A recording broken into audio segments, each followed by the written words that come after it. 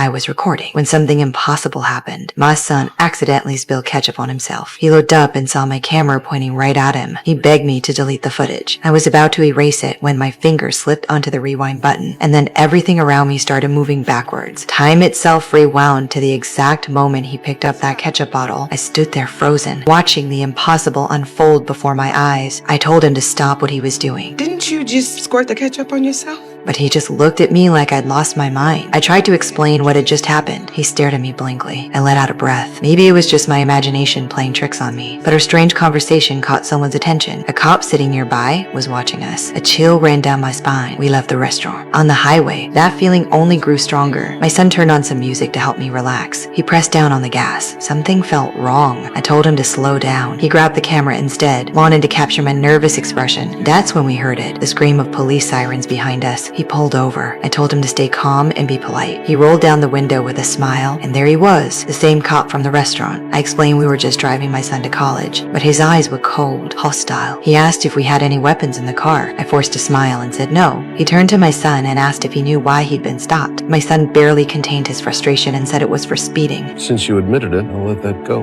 However, you were operating a handheld device while driving a motor vehicle. The cop's eyes landed on the camera. He demanded to know if we were filming. Then he lunged for it. In the chaos, my hand found the rewind button. Time collapsed backwards again. Everything reversed before my eyes. When I came back, we were at the moment my son first picked up the camera. He saw the terror on my face and put it down. I asked him frantically where the cop had gone. He had no idea what I was talking about. He didn't remember any of it. My heart was pounding. I made him pull over. I stepped out with the camera, trying to make sense of it all. That's when I saw the police car catching up. My son waved him over, thinking I needed medical attention, but I knew what was coming. The same cop stepped out. He ignored my son's plea for help. He mocked us instead. He ordered my son to get off the highway immediately. My son snapped back at him. Cop drew his gun. I slammed my finger on the rewind button. Time unraveled once more.